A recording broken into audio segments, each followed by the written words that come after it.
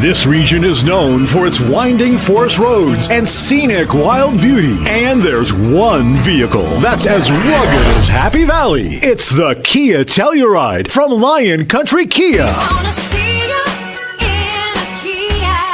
Hurry in now and check out the all-around rugged 2025 Tellurides. Lion Country Kia has the spacious 7-seater SUV with as low as 2.99% financing for 60 months or a $1,500 Kia finance rebate. There's 19 Tellurides in stock ready to go, starting at only $43,145. Be sure to check out the entire Kia lineup at Lion Country Kia. There's 91 new Kias available. Remember, every new Kia comes with a 10-year, 100,000-mile powertrain warranty. Who trusts Lion Country Kia? Mitchell Messenbrink trusts Lion Country Kia. And you should too. Lion Country Kia. 1334 Drabble Street off Shiloh Road behind Sam's Club, State College. Warranty is a limited powertrain warranty. For details, see dealer or go to kia.com.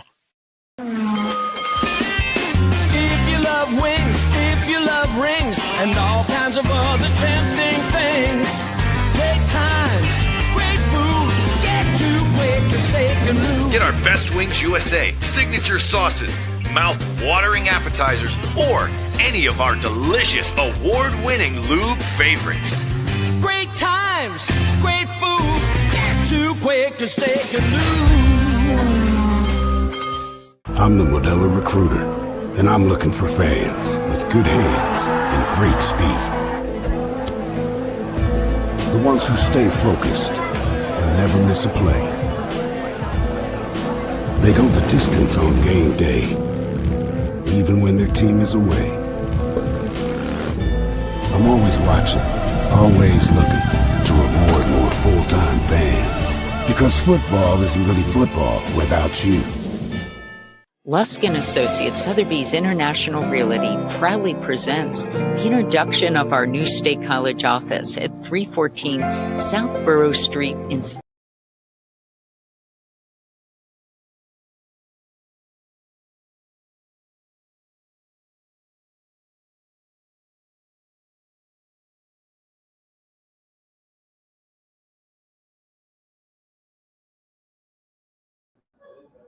Never did the brewery stuff up there. Whoops.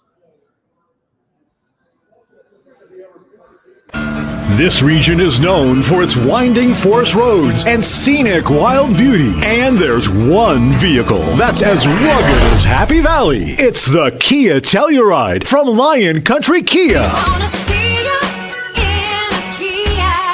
Hurry in now and check out the all-around rugged 2025 Tellurides. Lion Country Kia has the spacious 7-seater SUV with as low as 2.99% financing for 60 months or a $1,500 Kia finance rebate. There's 19 Tellurides in stock ready to go, starting at only $43,145. Be sure to check out the entire Kia lineup at Lion Country Kia. There's 91 new Kias available. Remember, every new Kia comes with a 10-year, 100,000-mile powertrain warranty. Who trusts Lion Country Kia? Mitchell Messenbrink trusts Lion Country Kia. And you should too. Lion Country Kia. 1334 Drabble Street off Shiloh Road behind Sam's Club, State College. Warranty is a limited powertrain warranty. For details, see dealer or go to kia.com.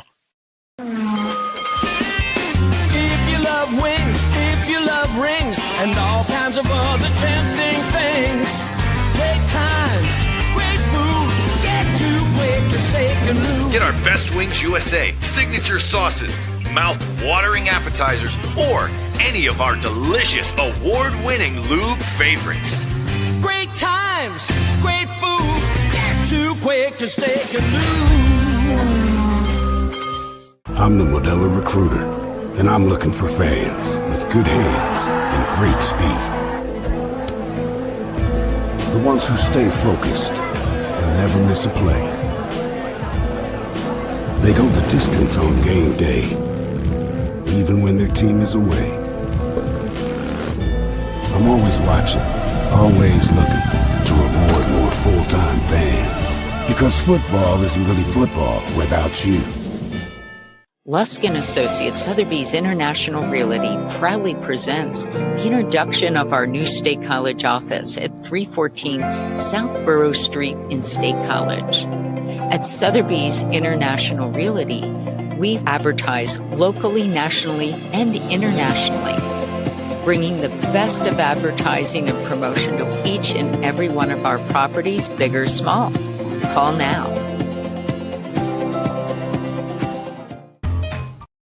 Good afternoon. Welcome, everybody. It's the Lion Country Kia Goon and Ironhead show with Booch. Goon and no Ironhead. Goon and Booch.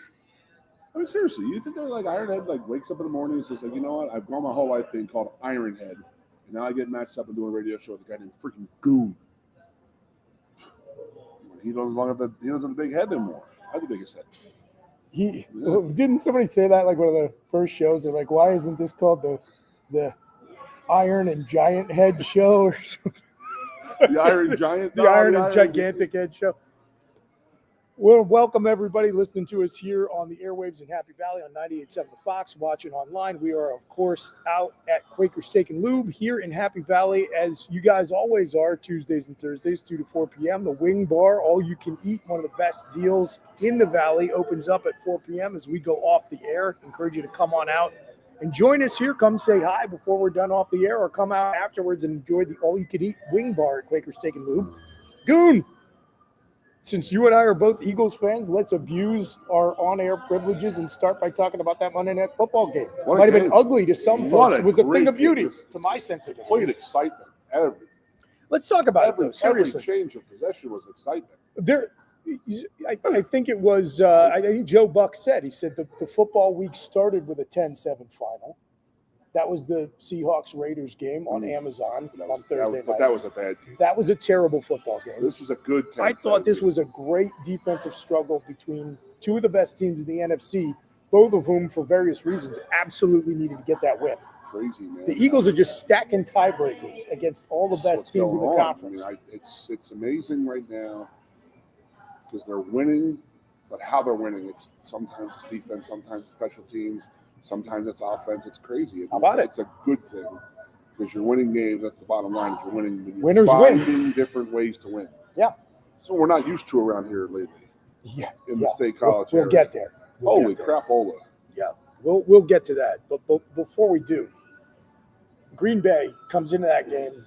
They're 5-1-1. They're coming off a bye. They're at Lambeau Field, and they're beat to hell. I mean, anybody who wants to point to their receiving core and say you guys beat them far from full strength, I'll have to acknowledge that. On the other hand, I think Green Bay the last several years, Goon, has been one of the teams. Kind of reminds me a little bit of the Andy Reid days in Philly, where it was as much about the trigger man and the scheme as it was the pass catchers. They just seem like they can plug guys in from anywhere into that offense, and they'll find a way to scheme them open. I think it was as much about Philly's pass rush, specifically Howie pulling another rabbit out of his hat at the deadline and pulling in young 26-year-old Jalen Phillips. I got to cut you off right there. Is somehow he related to the Wentz trade? Did Howie get something else out of the Wentz trade? No. I think we've finally come to the end of all the assets acquired via the Wentz trade. Although you never, I mean, it gets so complicated because you get picks that get traded for picks that get traded for picks. I don't know. All I know is that Jalen Phillips was a guy I loved coming out of the University of Miami as a draft prospect. He was drafted by the Dolphins and was productive when he was healthy. He just couldn't stay healthy down there in Miami. He played UCLA too. I can't remember. I think he was the one who started at UCLA. Yes. I think he did. Yes. Yeah, and then he's had nothing but some massive knee injuries. Yeah. To the point where he thought his career was over in college. I think. I really do. I think, if I recall correctly, I think he was just out of football for a little bit because his knee, and I think he had 3 ACLs. When you find yourself in a situation, I do know he had injury troubles in college. I can't speak off the top of my head to exactly how many injuries or what they were. But you find yourself in a situation where you have 3 third-round picks and a needed pass rusher and a team that's looking to offload some salary and restructure their roster in the Dolphins. And what do they care? They're sending them out of conference. The last thing the Dolphins are going to be worrying about is the Eagles for a very long time. So it's just a perfect trade partner. You've accumulated the assets. And then in his first game in Midnight Green, although they were wearing the black helmets and pants last night, he just fills up the stat sheet and makes one of the biggest plays of the night in forcing a fumble and recovering it, because had Green Bay, they committed a penalty on that play, but that made it a moot point because you could just accept the result of the play. Correct. Thanks to Jalen Phillips. So yes, that was the play of one of the plays of the game. Not many plays of the game, but that was one of them. I think folks who are maybe not following the Eagles as closely, probably a lot of Steelers fans out there who have just been almost battered as much as Penn State fans this season. They just keep teasing them with success, and then they look like garbage the next week, just on again, off again. This was really pivotal match here for both teams. Aaron Rodgers looked every bit of 41 years old. That boy, didn't he?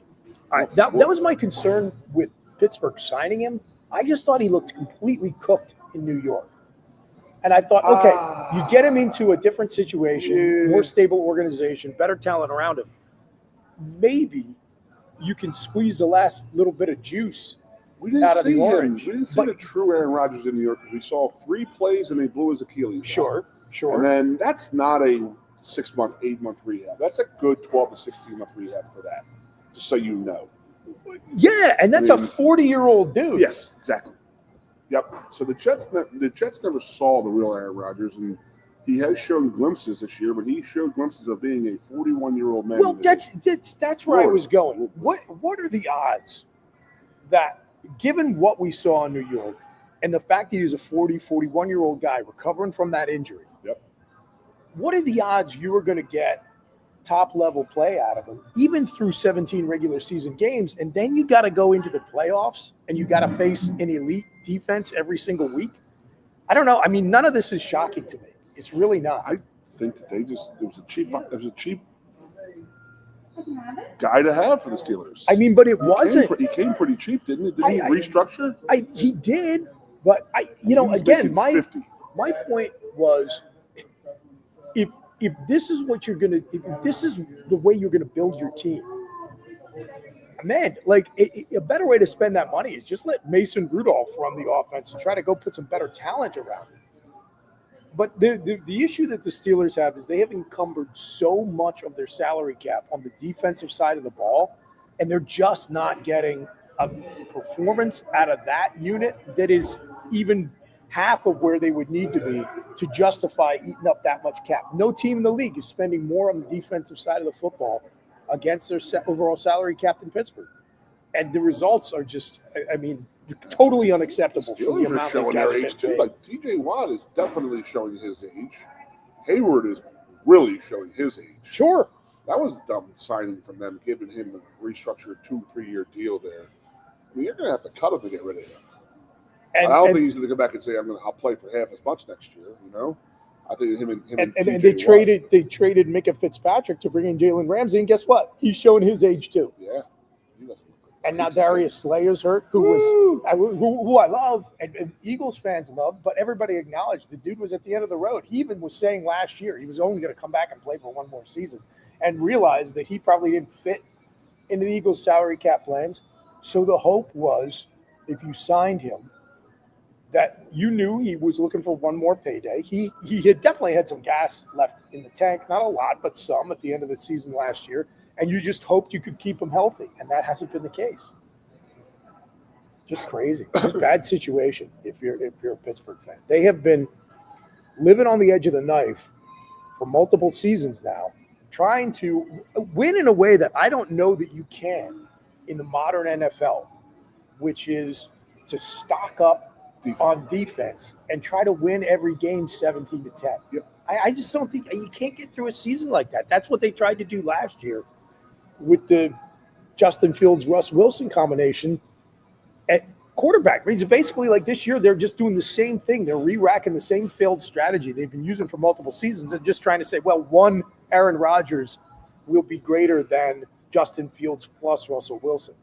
Even if that's true from week to week, at his age and based on what we've seen from him in the last few years, injury history, I just don't think it holds up over a long regular season. By Kenny Pickett. But they will not draft another young. Yeah, which is nuts because with the rookie wage scale, I think if you swing and miss on a quarterback in the first round, I've said this a million times, just go get another one and keep doing it until you get your guy. Can you wait till the second? Yeah.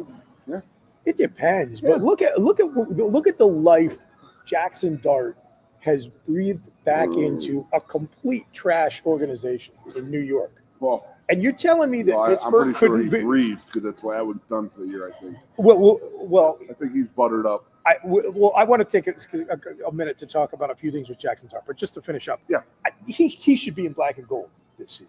Dart. Yes. We talked about that. Yes. And they take a defensive tackle. It's just like, guys, come on. It's not 1977 anymore. It's frustrating. Who was more stubborn, the Philadelphia Flyers or the Pittsburgh Steelers? Both living off of 70s. Yeah. But, it's definitely the Flyers because the Steelers won 2 championships in my lifetime. And I'm still waiting to see my first Stanley Cup, and I think I'm going to keep waiting for quite a while. I think you are too. But let's talk about Jackson Dart. Let's talk about the New York Giants. When I watched Jackson Dart against the Eagles, where you could tell they were having fun, they were loose. He was definitely able to grip it and rip it in a way that they haven't had the quarterback spot in a long time, and I think Brian Dable loved that. I also watched the way he ran with reckless abandon, and I was like, dude, you got to stop that in the NFL, or it's going to be not for long. Well, it was a game that him and Scatterboo destroyed the Eagles, and I believe somebody in Philadelphia coined the phrase the CTE twins. Yeah, absolutely. And then, 3 weeks later, Scatterboo's legs completely shattered, and then Dart's on his 7th concussion protocol. Those two basically had the same running style, and one was a pocket quarterback, and I was like, guys, this is not going to work in the long term. And now it cost Brian Dable his job. Yeah, in the same breath, I remember sitting there when that was going down, and they were, everybody's loving up on Jackson Dart. I looked at Kerry, and I said, you're going to see how New York works right now. This guy will be the belle of the ball. He'll be in so many different commercials because it's up to the marketing capital of the world. He's going to be. They're going to have him up here. He'll be in a fur coat and a pantyhose commercial before you know it. He'll be in pantyhose, and exactly right. He'll be shooting himself in a downtown club. Yeah, like Plexico Burris. Burris, Sorry, I tucked my loaded firearm into my sweatpants. Crack cocaine with LT soon enough. So, no, but I remember just telling her, I said, you're going to see how the NFL works, specifically New York. They love the New York Stars, and they completely blow them out of the water, and they make a lot of money. Like Eli made a lot of money. He made a lot more money than any other quarterback in his era because he was in New York. Absolutely. He's still doing it for Jersey Mike's. My goodness gracious, he's killing it right now. It's good to be a Manning. Yeah, right? So what do you think about the decision to let Brian Dable go and to keep that complete clown GM? How is that guy have a job after the Saquon incident? Insane. It's insane. And then here's the wildest thing. Even tells him, like, hey, listen, I don't think I could sleep at night if he goes to Philadelphia. I remember he goes to Philadelphia for nothing. Before that episode even aired, they're advertising, hey, we're going to do Hard Knocks off season. You're watching the New York Giants. And I remember thinking even before it came on, oh, man, this is going to be great. I watched the first episode. So this was even before they got to the juiciest stuff that's become infamous. And I was laughing. I was laughing at that guy. And I thought 2 things. First of all, thank God I'm an Eagles fan because this is just like pure entertainment for me. Second of all, no team is ever going to allow HBO to do this ever again because they're looking so bad. One of the reasons why ownership said that they fired the coach, but they kept the GM, is they felt like he hit on quarterback with Jackson Dart. In that show, you can see in their draft war room, he didn't want him. He didn't want him, and Dable was the guy who was pounding the table for him. And it's you know what it reminded me so much of? When Frank Reich, when he was head coach of the Panthers, was saying that he wanted C.J. Stroud, and they went with Bryce Young instead because the owner wanted Bryce Young. The head coach wanted C.J. Stroud. They made the wrong choice, and the head coach got blamed. In this situation, the GM doesn't want Jackson Dart. The head coach does, and still, whose head gets put on the chopping block? Somebody's got pictures of somebody. Like 12-year-old son say that he wanted. In that Jaden show. Daniels. Yes. Yep. Did they pass on him? They did.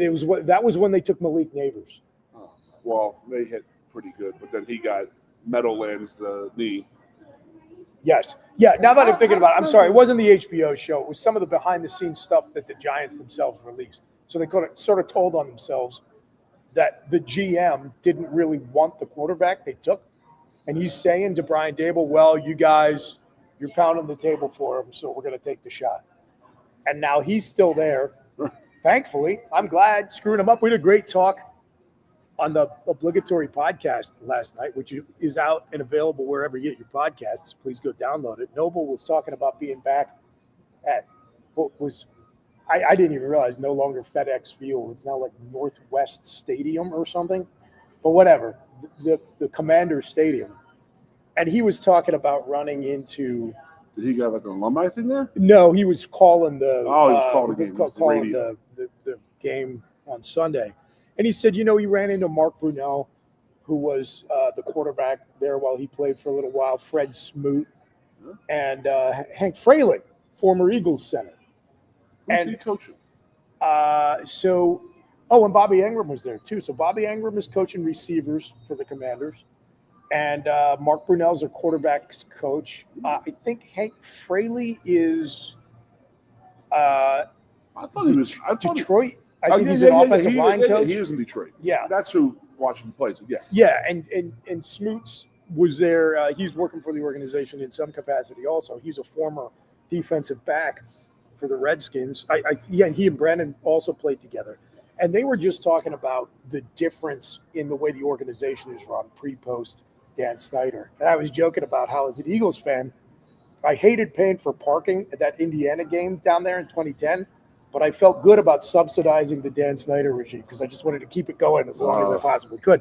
I want Dave Shane to be the general manager for life in New York. Absolutely. But if you're a Giants fan, that's got to be so frustrating that There's no way this GM they're just completely screws up the team. And then, you know what I think a big part of it is? Dable was hired by the Giants because he was supposedly the quarterback whisperer who turned Josh Allen into Josh Allen. I didn't want to get into this here. And then you look at Daniel Jones and the way he's playing with the Colts this season. I think that's what got Brian Dable fired as much as the record this year. He is playing very, very well. Up until this week, actually. Yeah. He was. He came back to earth. That was definitely the Jones thing is crazy to me because of how bad he was there. I remember just sitting there laughing at how bad he was. You too. I mean, I'm terrible. He was awful. And then he goes to the Colts, and they go on like they didn't punt for like open the season up for like 4 straight games because they were scoring on every drive. He was been on fire. Yeah. And like, what the hell? So you're right. There is a lot of going back on Daboll for that one. Like, hey, this is the one you said that you had to get rid of because he wasn't doing it. But look what he's doing. I mean, I don't think I've ever seen a player take off that way. If Tyler Warren was in New York right now, would it have made Daniel Jones look better with the Giants? See, the dude's a stud.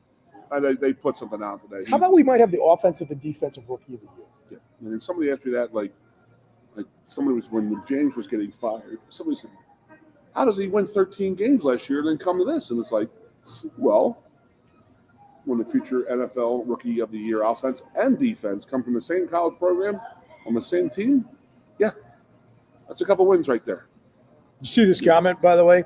Dable, a fall guy, no emphasis on the offensive line there in New York, and so true. I mean, wasted a whole portion of Saquon Barkley's career by not investing in the O-line.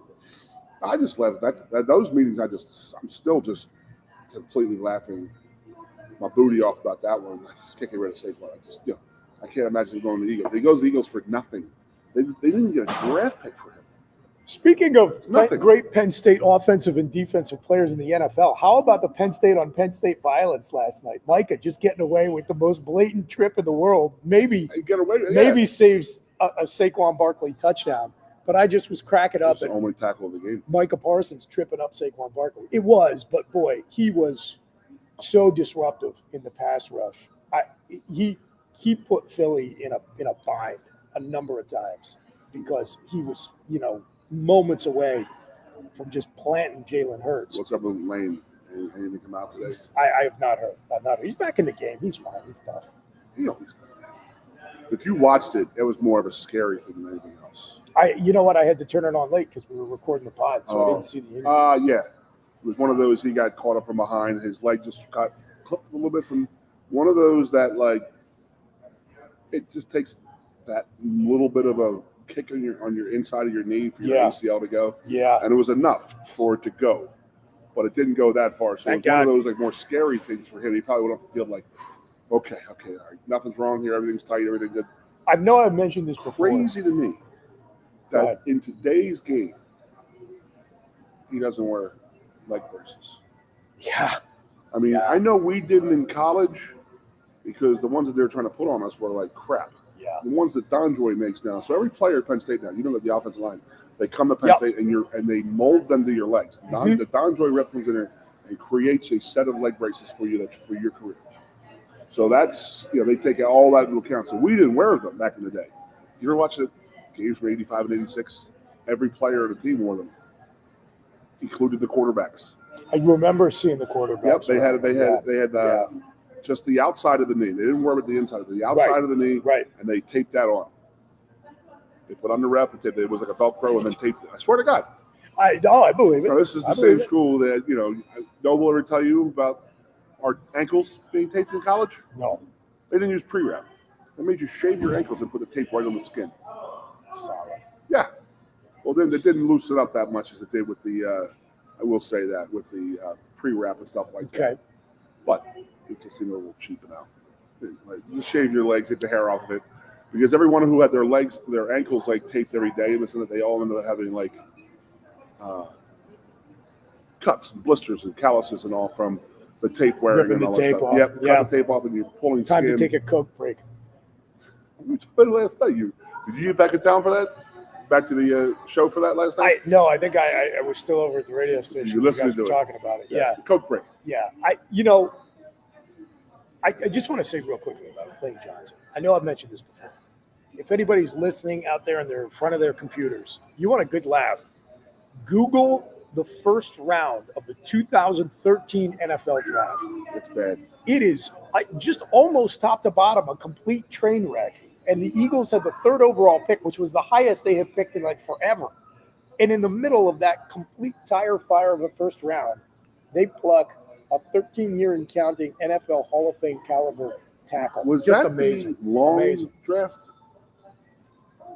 Jake Long from Michigan and Howie Long's kid that went to the Rams? I don't think so, but you know what? I have the power of technology. Because there was when Lane got drafted, a lot of O-linemen got drafted. Yeah. No, that was Eric Fisher and Luke Jokel. Yep. So two offensive linemen go first and second overall. Or Lane Johnson goes 4. Yeah, and then Lane went 4th. I'm sorry, Deion Jordan from Oregon was the 3rd pick by the Dolphins. Terrible. Listen to this. I'm just going to share with you all this first round. So you got Eric Fisher, who had a real nice career with the Chiefs. Then Luke Jokel, offensive tackle at Texas A&M. Jacksonville, right? Jacksonville, bust. I don't think he played that much. Deion Jordan, bust. Then after Lane Johnson, Ziggy Ansah from BYU to the Lions, bust. Super stretch, though. Oh, yeah, big time. That dude was a pure – he hadn't played football in most of his life. Barkevius Mingo, bust. Big time bust. Jonathan Cooper, offensive guard, goes to the Cardinals out of North Carolina. Nothing special there. Tavon Austin, bust. D. Milliner out of Alabama, bust. Chance Warmack, the 10th pick overall in that draft out of Bama, goes to the Titans, ends up signing as a free agent with Philadelphia because he was such a bust in Tennessee, and loses his job to our guy, Steph Wisniewski, in the Super Bowl year. So, yeah, just bust, and it goes on and on. Star Latui. And, yeah, and who does Philly pull DJ out of that Fluker.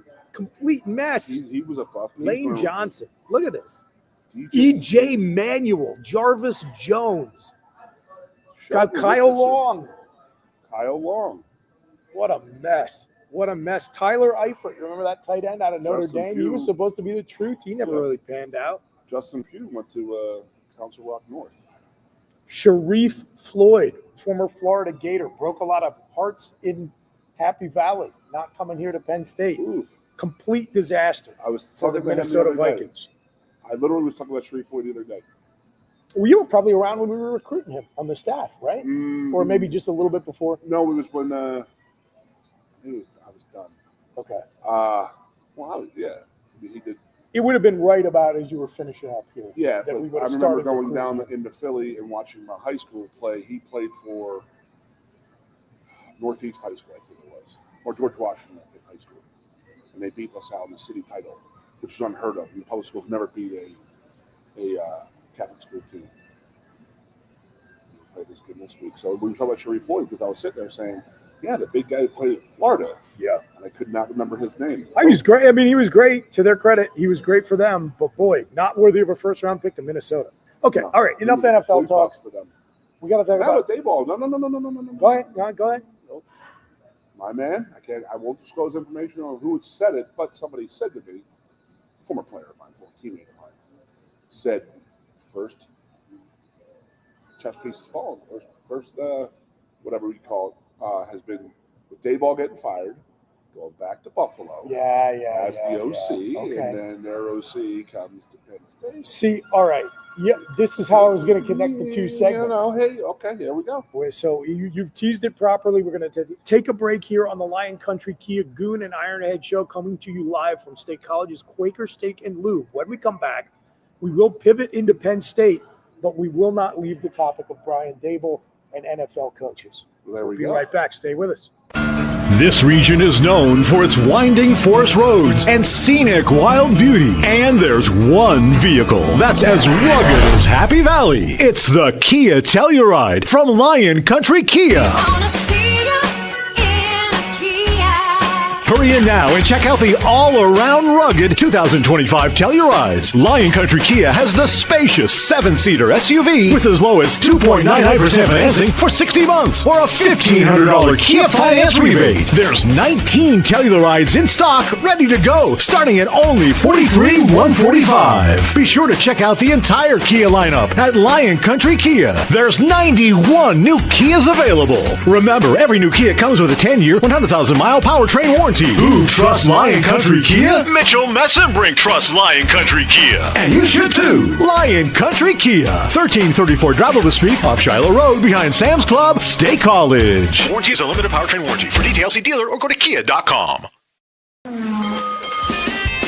If you love wings, if you love rings, and all kinds of other tempting things, great times, great food, get to Quaker Steak and Lube. Get our Best Wings USA signature sauces, mouth-watering appetizers, or any of our delicious award-winning lube favorites. Great times, great food, get to Quaker Steak and Lube. I'm the Modelo Recruiter, and I'm looking for fans with good hands and great speed. The ones who stay focused and never miss a play. They go the distance on game day, even when their team is away. I'm always watching, always looking to reward more full-time fans. Because football isn't really football without you. Lusk & Associates Sotheby's International Realty proudly presents the introduction of our new State College office at 314 South Borough Street in State College. At Sotheby's International Realty, we advertise locally, nationally, and internationally, bringing the best of advertising and promotion to each and every one of our properties, big or small. Call now. A lot has changed about State College. One thing that hasn't is W.C. Clark's Coffee Roasters on 234 East Calder Way. 30 different varieties of specialty coffee beans sourced from over 25 countries and roasted with love each morning in Happy Valley for over 45 years. They'll ship their fresh roasted coffee from their doorstep to yours. Order online at statecollegecoffee.com. That's statecollegecoffee.com. Hi, welcome to Timberland Federal Credit Union, a financial cooperative for its members, tracing all the way back to 1973. Experience Timberland Federal Credit Union, where you're greeted with a smile and financial solutions are tailored to your unique life journey. Here, we're not just financial professionals, we're your neighbors. People invested in your financial needs, literacy, and empowerment. Your dreams matter to us, whether they're about buying a home, growing a nest egg, or embarking on new adventures. TFCU draws from the past and invests in the future, offering modern tools like online banking to give you the freedom to manage your money practically anytime. Additionally, we're passionate about giving back both time and resources because enhancing our community is at the core of why we're here. Visit TFCU in person or online to learn more about our services and apply for a membership today. WFXX, once again, the Fox, your sports radio. Broadcasting live, loud and proud from Central PA's Sports Authority, WFXS America. 98.7, the Fox, State College, the Goon and Ironhead. Welcome back, everybody, to the Lion Country Kia Goon and Ironhead show. Chris Bucadani from the obligatory PSU pregame show, filling in for Jeff the Ironhead Byers here with former Penn State offensive tackle Keith Goon Conlin, getting served some coffee here at State College's Quaker Steak and Lube. I love it. I might do that in the second hour. I like that. The cheese shop commercial. Could get a little caffeine in you? Absolutely. Late night. So reminder to everybody out there in Happy Valley that the wing bar, all you can eat, opens up at 4 o'clock as we go off the air here and goes all night for dinner at Quaker Steak and Lube. One of the best deals around. We talk about it all the time. Not only do they have some of the best sauces, wing sauces I've had, they give you the full-sized wings on the all-you-can-eat bar. Get your money's worth. So come on out and join us here at State College's Quaker Steak and Lube. Before the break, we were talking about a little bit of NFL, talking Eagles, talking Steelers. Brian Dable gets fired in New York, and Goon, you teased it expertly. It's like you've done this before. Whoa. How does that tie us back into our next topic, which we'll probably spend most of the rest of these 2 hours on the air talking about, Penn State football? Really? Well, you think we can talk about it for an hour and a half? I think that we could. How can we Football's fine, but I have no idea what the coach is. How can we link our boy Brian Dable, who is out of a job with the Giants? Yep. I love it. Chaos. As an Eagles fan, I love it with the Giants organization. Sorry to the Giants fans out there. How's that linked back to Penn State? Go. Where did Dable come from before he was the Giants head coach? The Buffalo Bills. The Buffalo Bills offense coordinator for Josh Allen. So yes, guess sir. who's still in Buffalo? Josh Allen. And the Buffalo Bills are still there too. So basically the entire staff and organization Dable was a part of. Correct. Yeah. Now, the man who is the offensive coordinator for the Buffalo Bills right now is Joe Brady, who is rumored to be a head coach candidate for head coach at Penn State. And that would be the thing. Do you see that? Not that scenario, but do you see him coming out of the NFL and getting wrapped up in this college world? Absolutely not. No, you would have to be insane. Clinically insane to leave the NFL. I talked about this on the radio yesterday. I said, okay, if you're an NFL coach at any position, head coach, coordinator, assistant, analyst, here's the list of your job descriptions, your job duties. Coach football. Yeah. That's the list. Why would you leave that, especially if you're Joe Brady? I saw him listed in the top 2 candidates for at least 2 jobs to include the New York Giants that are going to come open in the NFL. Yeah, why would you give that up? Why would you opt into the total insanity of what it is to be coaching in college football right now? So like Jeff Hafley, the defensive coordinator, who, to his credit, gave the Eagles all they could handle throughout 4 quarters last night.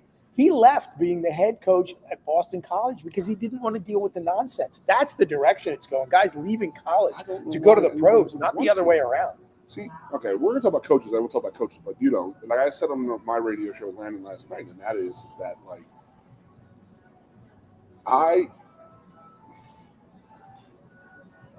it didn't work. It doesn't work if the coach is in control or has some say in pay. Like we've talked many times, you and I. Yes, you were spot on. The biggest thing to kill an NFL coach, a.k.a. Bill O'Brien, Matt Rule, they're the 2 coaches that we know from Penn State. Yep. They go to the NFL and they become named general manager. They have to do the general manager job. Now you can go to Bill Parcells and be like, hey, I want to have some input on, if I'm going to be cooking on Sunday, I want some input on the shopping and stuff like that. Mm-hmm. That's old school. That's 1990s, 80s, and 90s football. Now we're sitting here. It's like, okay, James Franklin is our head coach. He's a notorious players coach. Wants to be a player's buddy. And that's not a bad thing. I mean, that's a good thing. It is. No one is saying it's not a bad thing. Or no one is saying it's a good thing. You know what I mean? It's like the point is his coaching style was very player friendly. Yeah, let's forget about being a player's coach. When it comes to the money, you can't be the good cop and the bad cop. You can't be that guy who's sitting there saying, you know what, Drew, I'm going to try and get you for as little money as I possibly can, but I still want to be your best friend. Sure. So now I'm going to be your position coach and recruiter and all this stuff and yada, yada, yada. You're a buddy, but now I'm going to say you're going to make $1 million. But now I'm going to say, hey, I only got a $500,000 for you. Coach GM Boom. Doesn't work. Who? There instantly you've lost your credibility and your friendship with the player because it is about money, and as you well know, has cost how many people relationships over the years. Goon, in your opinion, who do you think are the consensus top 2 NFL coaches of this era? Like the last 25 years? Andy Reid. Yes. And the other one's obvious. Bill Belichick. Correct. Both of them failed at Coach GM. Yep. So if Andy Reid and Bill Belichick can't do it, you can't do it. Tom Coughlin's got a couple of Super Bowls, could not do it. Let's go back to the Bill O'Brien example, because to me, we can tie that back to college football and why you wouldn't leave the pros to go to college right now. Well, he has a job in college because the guy left to go to the NFL. So Bill, right. And Bill, when he was in Houston, ended up getting the GM title, and he runs into a contract dispute with DeAndre Hopkins, who's his best wide receiver. Now, in a functional organization, that contract dispute is being handled by the GM, while Bill he doesn't have to be his best friend, but in terms of his relationship with the player, he should be able to say, full stop, of course I want you to be here because you're the best receiver on the team, and we're going to work ways to get you integrated into the offense. And that's it. The money stuff, man, I don't handle that. That's the other side of the house. That's it. So when you're doing both of those things, it makes your job very difficult and more complicated. And now imagine that none of the players had contracts and they could just leave to go to a different team whenever they wanted. Well, that's what it is to be a college head coach. So why would Joe Brady, when he's in line to go be an NFL head coach, leave to come back and entertain all that? I don't know. It just seems crazy to me. But to your point. And he has no ties to Penn State. Other than being a graduate assistant. He was a GA here. Yeah. Other than that, that he was his time that unbelievable here that he's yearning to come back to college at Penn State. I doubt it. I mean, there's guys like Bill O'Brien who loved Penn State. Right. He grew up as a Penn State and a Paterno fan, so it meant something to him. Yes. James Franklin said it meant something to him. Yeah. You know what I mean? Well, you and I have our opinions about that. Well, it didn't involve him. So Here, since you brought it up, let me just say, I said this on the radio the other day too. I think the issue with James is that he just couldn't get over himself. He always tried to make the name on the back of the jersey bigger than the name on the front.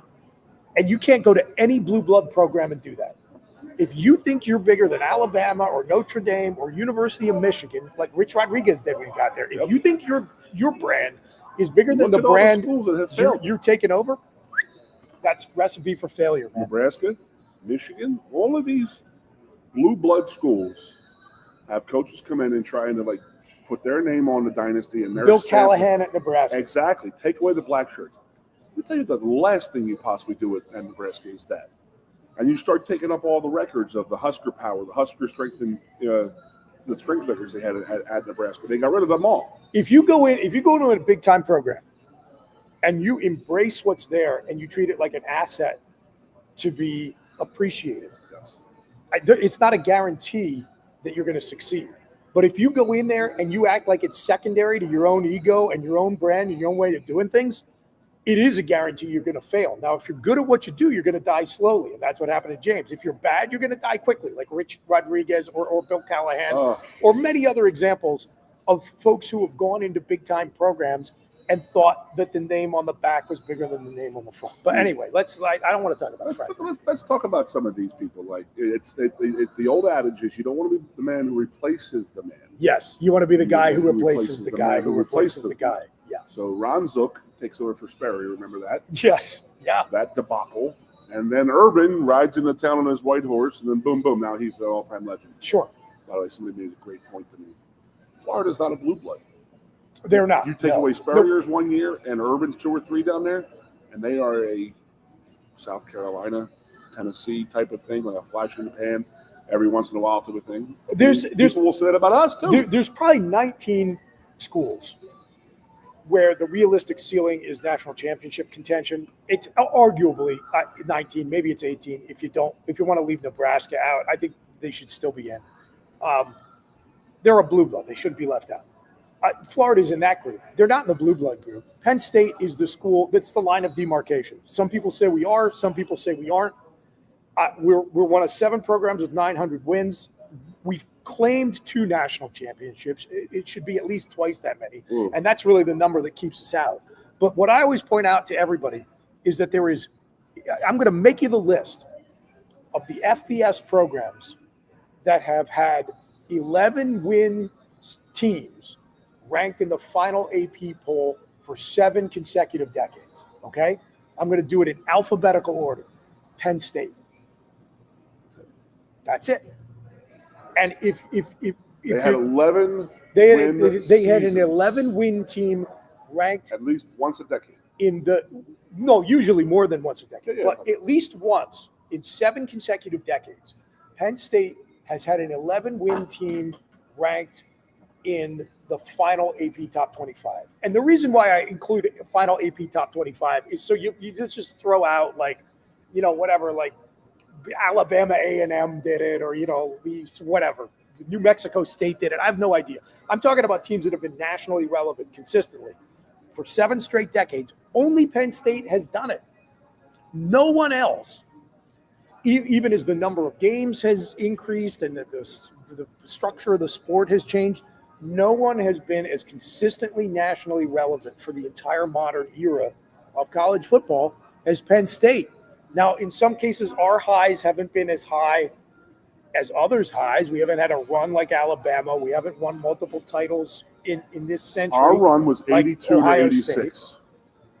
3 national title games. If Penn State just does what a lot of other schools have done that bolsters their argument, because people just don't look too closely. And even if you just take the 2 titles that they have the cleanest claims on, 94 and 2012, all of a sudden we've won 4 national titles instead of 2. And then you can go back and you can argue for 69, you can argue for 73, you can argue for 1911. I don't even want to do that. I don't even want to get into parsing that. If you just say 4 national titles instead of 2, our blue blood argument gets a lot better. What's it going to take for Pat to say, hey, we're claiming? I have no idea. You know what? I was this close, man. I was this close to asking him in the post-firing press conference. I'll be like, Pat, let's talk about some good stuff. Can you commit today to claiming 94? Are you claiming 94 as a national title? I promise you, the next time I am in an appropriate situation with Pat Kraft, I am 100% bringing that up because I think it's really important. Was not an appropriate time. Yeah, right. That's why I didn't do it. Huh. But I think the old Booch would have. I think it's I think it's an important thing for us to look at after all this coaching search stuff settles. So let's go back to it. So yes, it is true. There's a clean path now. Joe Brady leaves to take another job, and again, probably much more realistic for him to go be an NFL head coach than college. I agree. But then that opens up for Brian Dable to go back to where he was most successful. Okay, let's go back to the other talk. Okay. And that is, do we hire a GM here? And is the GM hired before the head coach or by the head coach? Great point here. By the way, up on the screen, commenters. By the way, thanks to all the commenters coming to us online, as well as the folks listening on 98.7 The Fox here in Happy Valley. 4 national title games, 78 to 86, 2-2. Oh, yeah. Pretty impressive run. Penn State's a blue blood. I don't care what they say. Yes, we need to hire a GM. Absolutely. Now is the moment. Do you think it is now, or do you want the head coach to have a say in it?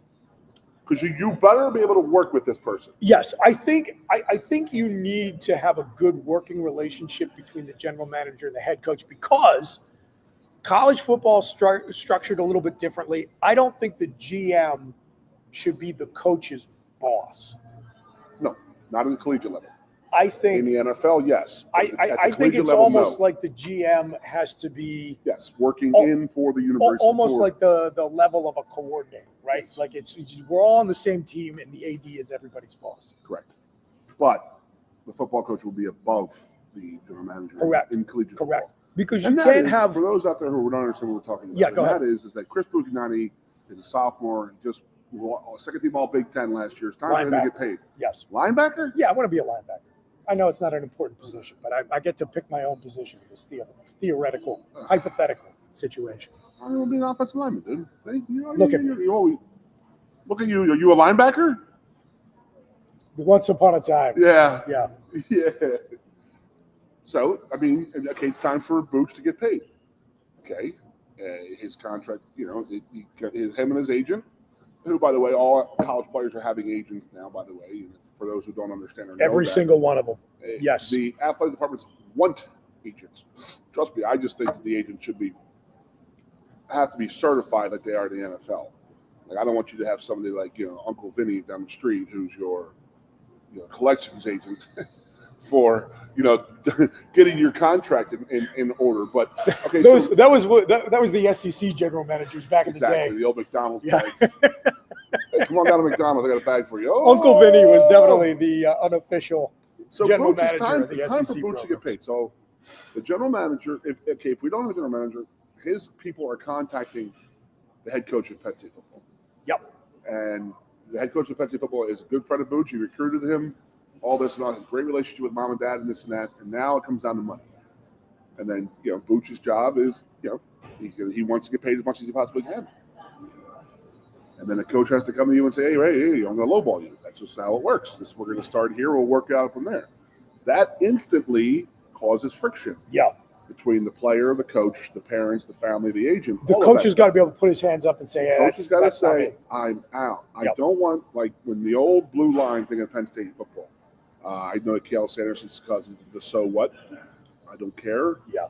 You have a girlfriend problem. You have a class problem. So what? You're wrestling in the wrestling room right now. We're wrestling. I don't want to hear about all the other crap. So Joe had the blue line right outside of our locker room. Once you hit that blue line and you were on the practice field, you were his. He didn't want to hear about boyfriend, girlfriends. He didn't want to hear about, this or that at home, or you need this or you need that. I need to leave early. You're a football player. You're working for me right now.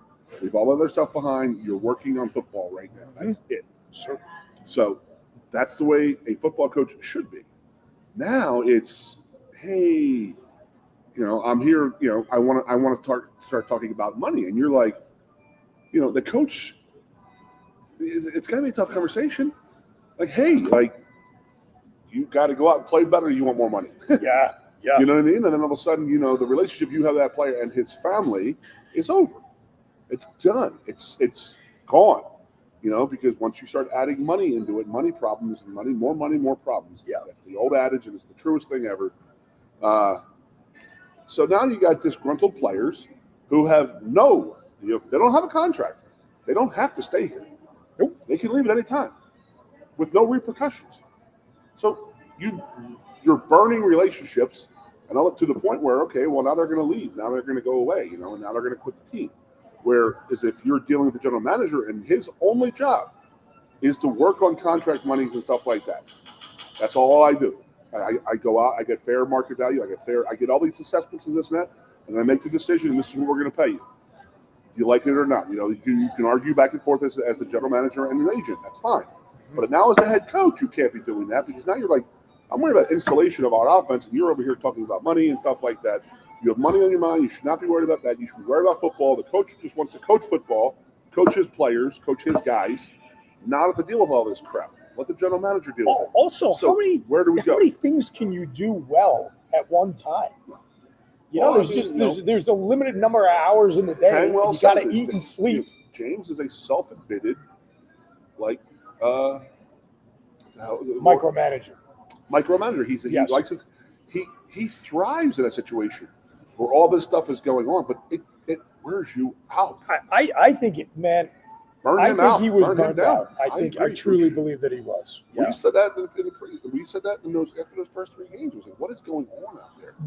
You sit there and Kerry was saying, it just looks like we're going through the motions. What's striking is if you go back and you watch press conferences and footage of him on the sidelines in 2014, 15, 16. Ranting, raving, yelling, screaming, different guy, different person. I mean, just wore him down after a while. It's to even stay in one place, in one job in college football. You don't think the that 2020s, 12 years, that's unbelievable. You don't think the supposed rift between him and Pat came into play? I'm sure it did. I thought that it was soured. I don't think it was going to recover. I think if that is true. Yeah, man. I think it's like I said right after the firing. I think the foundation had been cracking for years. Sure. But sometimes you don't notice the cracks till the dam bursts, and that's what happened. I mean, look at this. All right. Have you ever recall anybody having a season like this? No. It's unprecedented in sports. I was in talking to the podcasting class at the College of Com a few weeks ago, and one of the questions right after the firing, and one of the questions I got was, do you ever think about, has this been good for business? And I was like, well, I got to admit, yes, but I would give anything to not have the better business climate and have Penn State to be winning. Sitting here talking about going out to Sparty and playing these last 3 games and saying, let's go out, finish these undefeated, and go play for a national title. That's what we should be talking about. But yet we're talking about we need to win 3 games to have the ability to go to a bowl game. On that note, we took on a very good Indiana team, could not quite pull it out. The coaching search continues. We're going to touch on all of it. It's the Lion Country Kia Goon and Ironhead show. Chris Bucadani filling in for Jeff the Ironhead Byers here with Keith Goon Conlin, coming to you live from State College's Quaker Steak and Lube. Don't go anywhere. We'll be right back. This region is known for its winding forest roads and scenic wild beauty. And there's one vehicle that's as rugged as Happy Valley. It's the Kia Telluride from Lion Country Kia. Hurry in now and check out the all-around rugged 2025 Tellurides. Lion Country Kia has the spacious 7-seater SUV with as low as 2.99% financing for 60 months or a $1,500 Kia finance rebate. There's 19 Tellurides in stock ready to go, starting at only $43,145. Be sure to check out the entire Kia lineup at Lion Country Kia. There's 91 new Kias available. Remember, every new Kia comes with a 10-year, 100,000-mile powertrain warranty. Who trusts Lion Country Kia? Mitchell Messenbrink trusts Lion Country Kia. And you should too. Lion Country Kia. 1334 Dravova Street, off Shiloh Road, behind Sam's Club, State College. Warranty is a limited powertrain warranty. For details, see dealer or go to kia.com. If you love wings, if you love rings, and all kinds of other tempting things, great times, great food, get to Quaker Steak Lube. Get our Best Wings USA, signature sauces, mouth-watering appetizers, or any of our delicious award-winning lube favorites. Great times, great food, get to Quaker Steak Lube.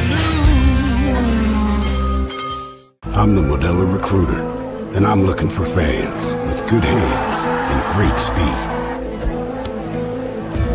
The ones who stay focused and never miss a play. They go the distance on game day, even when their team is away. I'm always watching, always looking to reward more full-time fans. Because football isn't really football without you. Lusk & Associates Sotheby's International Realty proudly presents the introduction of our new State College office at 314 South Borough Street in State College. At Sotheby's International Realty, we advertise locally, nationally, and internationally, bringing the best of advertising and promotion to each and every one of our properties, big or small. Call now. A lot has changed about State College. One thing that hasn't is W.C. Clark's Coffee Roasters on 234 East Calder Way. 30 different varieties of specialty coffee beans sourced from over 25 countries and roasted with love each morning in Happy Valley for over 45 years. They'll ship their fresh roasted coffee from their doorstep to yours. Order online at statecollegecoffee.com. That's statecollegecoffee.com. Hi, welcome to Timberland Federal Credit Union, a financial cooperative for its members, tracing all the way back to 1973. Experience Timberland Federal Credit Union, where you're greeted with a smile and financial solutions are tailored to your unique life journey. Here, we're not just financial professionals, we're your neighbors. People invested in your financial needs, literacy, and empowerment. Your dreams matter to us, whether they're about buying a home, growing a nest egg, or embarking on new adventures. TFCU draws from the past and invests in the future, offering modern tools like online banking to give you the freedom to manage your money practically anytime. Additionally, we're passionate about giving back both time and resources because enhancing our community is at the core of why we're here. Visit TFCU in person or online to learn more about our services and apply for a membership today. WFXX, once again, the Fox, your sports radio. Broadcasting live, loud and proud from Central PA's Sports Authority, WFXS America. 98.7, the Fox State College, the Goon and Ironhead. Indeed, it is the Lion Country Kia Goon and Ironhead show. I'm Chris Buchanani. I am the fake host of the obligatory PSU pregame show and podcast. Get the pregame show on the For the Blog YouTube channel. Drops later tonight. Get the podcast wherever you get your podcast, Apple, Amazon, Spotify, etc. Already out there for this week. I'm joined by Keith Goon Conlin. Hello. We are live on Central Pennsylvania's Sports Authority, 98.7 The Fox, as Goon and Ironhead are every Tuesday and Thursday from 2 to 4 p.m. And as they always are, we're live from State College's Quaker Steak and Lube, where it is T-minus 59 minutes and counting to the opening of the all-you-can-eat wing bar. Buffet.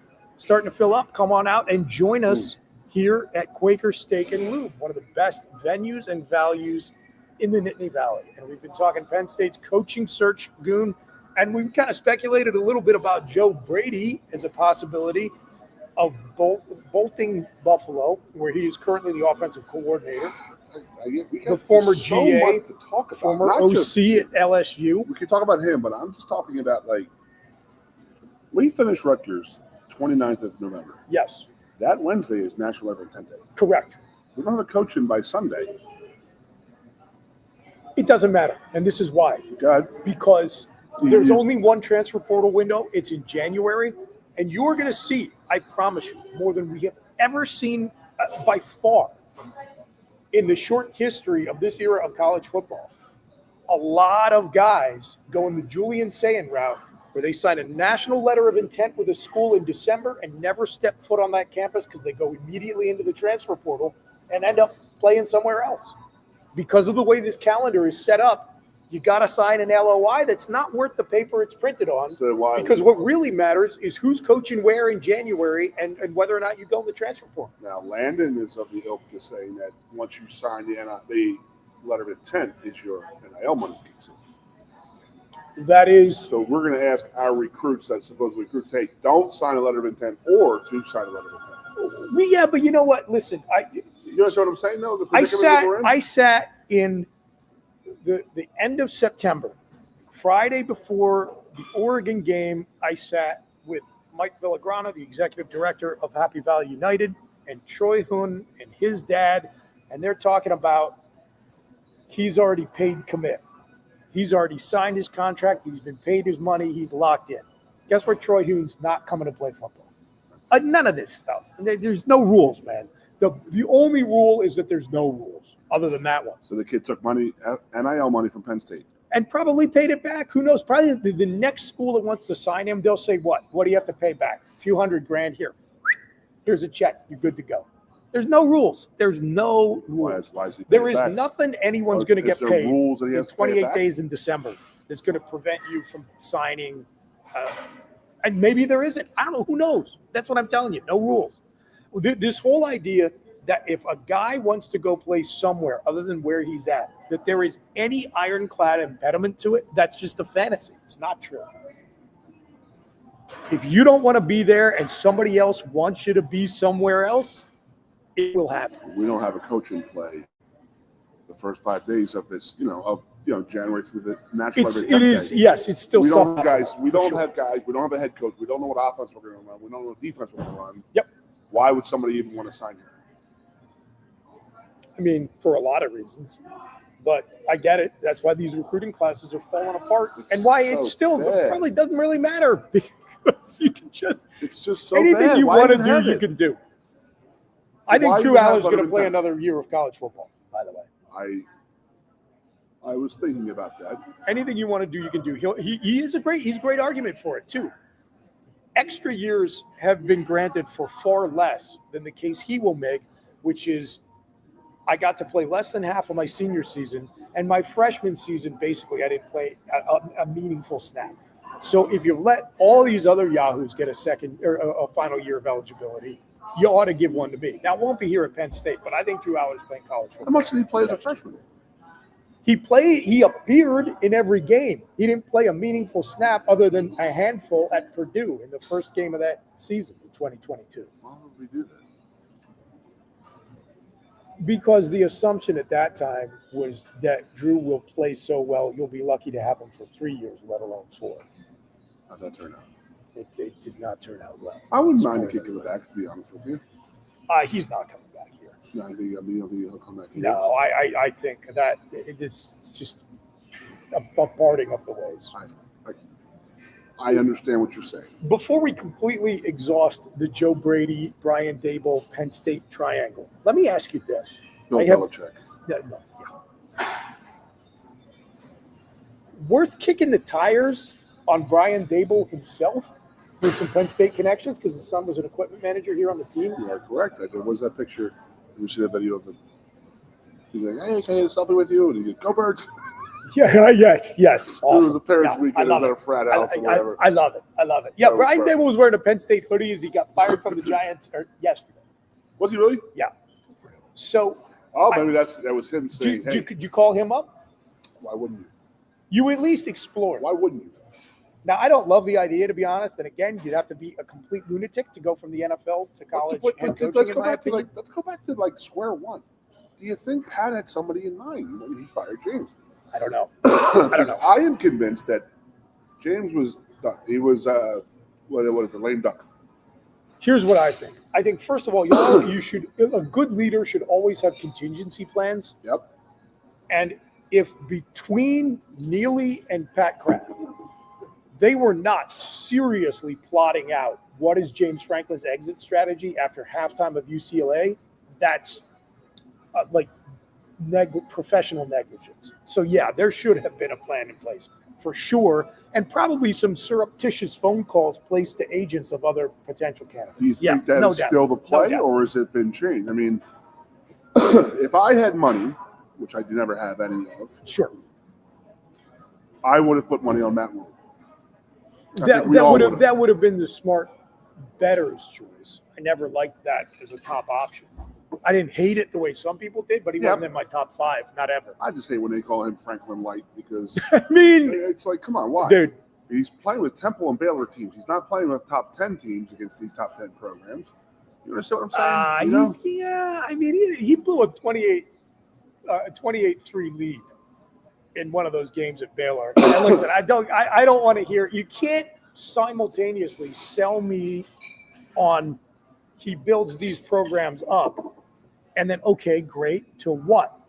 We're not talking about losing to Ohio State every single time. The guy can't win against ranked competition. I think that is a completely valid criticism, and I think the State College James Franklin tag is completely appropriate. And I'm glad he's out of the mix. James had Penn State teams that were in the top 15, top 20.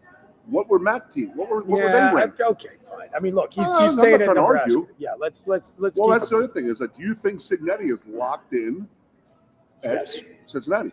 They didn't add it into his buyout. In Indiana, yes. Sorry. Yeah. Yes, I do. You think he's locked in? You think Rule? I know Rule is because they upped his buyout. Well, they did up Signetti's buyout. It's up to $15 million. It's $15 million. Okay. Yeah, I mean, it's not. Look, it's not a prohibitive buyout. Does he have the Penn State get out like he had before? What do you mean? He had the, like Matt had a little thing. Oh, you're talking about Matt? And Signetti. They both had Penn State get out, get out jail freeze. I did not hear that about Signetti. I thought Signetti did have something with Penn State because he's a Pittsburgh guy. And I loved his post-game conference the other day. I like him a lot. He was like, I think there's no chance. You have no idea. I've been coming here since 1971. I never thought I'd be walking out of here with a victory. Man, look, when you have a nasty breakup, it's easy to fixate on the little things about your ex that drove you nuts. I definitely do that in my own personal life. So here I am now going through a sports fan breakup. And I have found myself to be more aware of all the little things that annoyed me about James, who, as I've said, is one of the most annoying human beings I've ever encountered.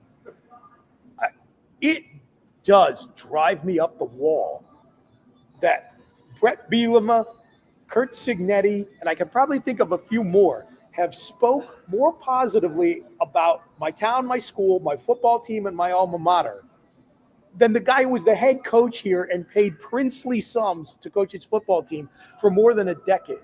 It's like I have come out of this fog of being gaslit by the head coach and a few of his war carriers in the press and some of his idiot fans online that we're like losers and lower than dirt and we should just be, falling all over ourselves in gratitude that this guy showed up in 2014 and that's when Penn State football began. And I'm sick of it.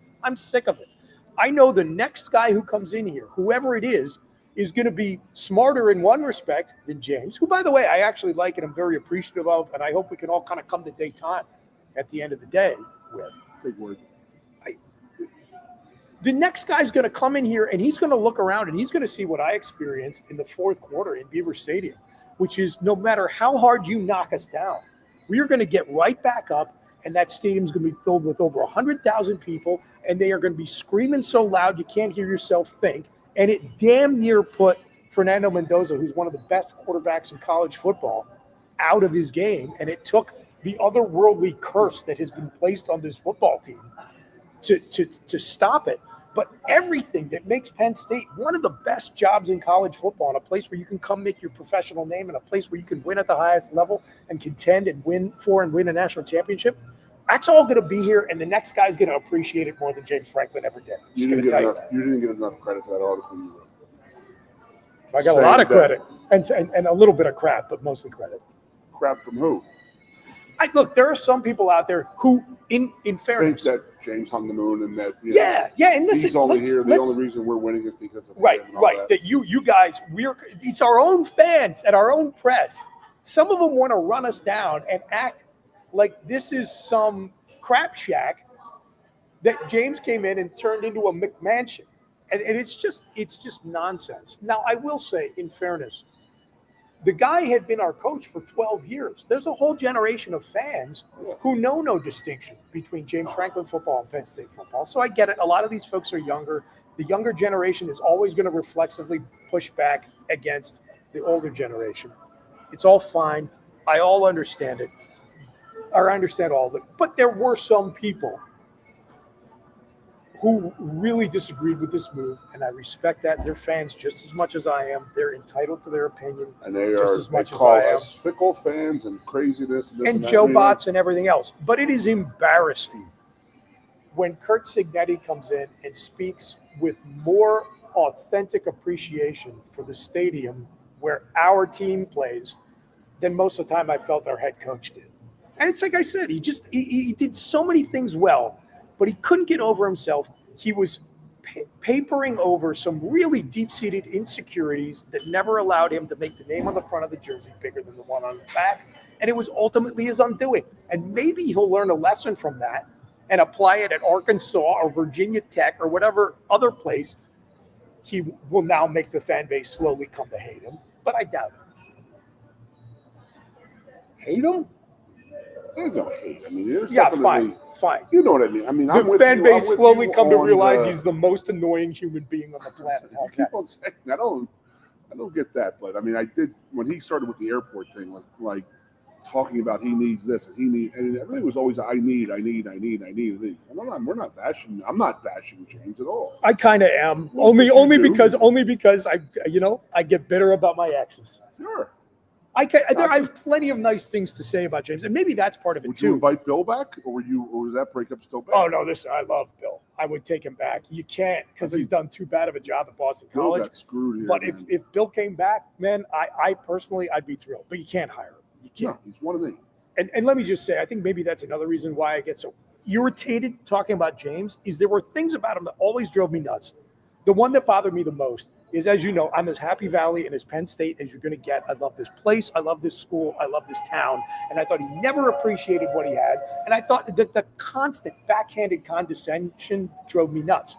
And in spite of all of that, he said his critics in this place and in the fan base and in the national press for years. And I just took a ton of lumps sticking up for him. Even while I knew I love this place more than he does. Did he not blow up balloons for your daughter's birthday party or something? What the heck's going on here, Boots? You got a lot of deep-seated anger here, man. Can we move on? Because every time what's going on, did he not come to the house and blow up the balloon for you? You remember that, James? Do you remember that part of James? Of course I do. When he came in here reading the room wrong. Every time somebody gets me going on, yes.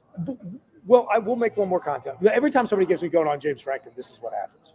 Bad breakup. I can get you going on James Franklin. I got myself going. But to the point about not reading the room and coming in and doing the blow up balloons. Well, that and then the whole, we need to all come together. I'm not going to lie to you, dude. Like, when the hell were we not together? And to the extent that we weren't, erasing, 9 decades of the football program's history probably didn't help. They showed a video in Beaver Stadium on Saturday. And I told Noble on the podcast last night, you would have been thrilled. They've rediscovered the 60s, 70s, 80s, and 90s. Wow. I mean, it all started when they put the white piping back on the jerseys for us in the homecoming game. Yeah. Yeah, the white necklace. Here's the thing. I'm not gonna go there. Okay. You've completely thrown me off. I know, dude. I'm like, I'm stunned. How crazy I got you off this. You're frothing at the mouth. This is the last Jimmy comment. The one thing about his entire coaching resume is not once before he got to Penn State did he coach in an environment, with the potential exception of a 1-year stint as the wide receivers coach in Green Bay. And that's the NFL, it's different. He never coached in an environment where there were expectations. He thinks he coached in the SEC because he coached at Vanderbilt. All right? That's like me saying I got a sideline pass for a game one time, which means I played at Penn State. Okay? He never coached in the SEC. He coached at Vanderbilt. He came from an environment where he had to go around door to door to the frat houses to ask people to show up to the games.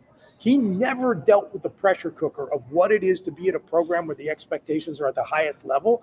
And he thinks we were meanies. He thinks we weren't too nice enough to him. We were inadequately appreciative of how great and great Maryland football. Ralph Friedgen won 9 games there. They put a statue up. He hung the moon. And then they named him. They named him the coach in waiting, if you recall. Yes. And maybe he will go to Virginia Tech. Maybe he'll go back to Maryland and make me eat my words with Under Armour money. But he thinks he belongs in the real SEC. If any of these rumors about him going to Arkansas are true, it's like, brother, good luck. Good luck. Arkansas, homie. I could see. I can't see him going to Florida. That's where he wants to. He wants to go to Florida. He thinks that's the job he deserves. That fan base would eat him alive. But he can go to Virginia Tech and dominate. But then, yes, I think Virginia Tech is a pretty good fit for him. I think Stanford is the best job. If his family didn't like State College, how the hell are they going to like Blacksburg? Exactly. It would be the most James Franklin thing in the world to screw the pooch because you live in one of the best places on earth to live, but you don't like it. And then you go to the T-move version of that for your next job. Correct. You go to Virginia Tech. He can dominate he'll be in the playoffs in 2 years, 3 years, I think. He'll win the ACC. You absolutely could. He would get absolutely humbled and embarrassed if he went to Florida. I think Florida State, he would be a better set for him. But do you not see the Virginia Tech rumors? Do you not see the same trend that they did here? I don't think Virginia Tech was falling for that. Jimmy Sexton move of he's getting offers from so and so, trying to push their here's the deal. Trying to push a new deal. Here's the thing with Virginia Tech, Jimmy Sexton, James Franklin, and every other job on the market. Here's how I explain it. If you're a 5 and you think you can take a 7 might go with you to the prom, it is to your benefit to not ask anybody else to go because you could maybe pull a 7. But if you're a 7, you're trying to get a 9, and you will exhaust all other available options to get an 8 or a 9 before you finally settle and take the 5. And that is what is happening right now. And Virginia Tech's the 5.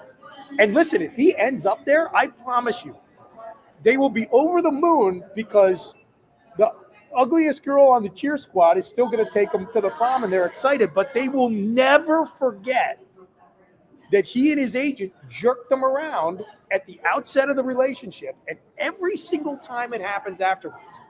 He gets them to 10 wins. I promise you, his eye will be wandering all over the landscape, and Jimmy Sexton will be calling everybody up. Hey, it's Pete Nakos. Could you please publish a story that said USC wants to hire James so I can put the Virginia Tech administration over a barrel and try and get him more money if I can't get him out of here. Yep. And they will slowly come to deeply dislike the man, and it's going to start from day one, from before day one, from day 0, the way he and his agent are jerking him around, trying to get a better offer out of some SEC school. It's gross, and I'm so glad to be done with it. We're going to I am relieved. I am so thrilled to be done with all of this nonsense. Do you think it's him releasing it, that the agency releasing that he's going to offer for Virginia Tech at 10.5, all this stuff? I think they're releasing that because they're trying to force other people's hands to get Jimmy hired. One thing that I think is true. Like they want Florida or Arkansas to say, or LSU, which I don't see him fitting in either Florida or LSU. No. Oh, good God, no. I don't think the boosters would allow it. You can't have Paul Feinbaum build your brand as you're a joke and a loser for 10 years and then get a big SEC job. You can't do it. Now, Arkansas, they're slumming. They'll take whoever they can get. Arkansas would fit for him. Of course. But you're right. He wins 8 games in Arkansas. He is definitely looking ahead. But I don't know if the stories are true or not of the contract negotiations that they went through. I just know that you and I know that allowing sports agents to deal with Sandy Barber or president of Board of Trustees, good Lord. Or when the NCAA, Penn State sends Rodney Erickson to do our bidding for the sanctions, like, why are we not sending like these corporate giants that supposedly work for Penn State or went to Penn State? We have alums who negotiate multi-billion-dollar deals. We have people who live in this town who negotiate billion-dollar deals on a weekly basis. We send a geologist. And we send a guy who's been reading books for 50 years. Yeah. Which, by the way, is what you want as the president of a university, because this is not a professional football franchise. That's what we want. That's not what we're doing here. We don't do that. But to be fair, the president of the university should not be negotiating those contracts. Is your point? Completely. You're one of the best universities on earth. On earth. Yeah. Partially because you crank out alums who then go into the real world and negotiate billion-dollar deals.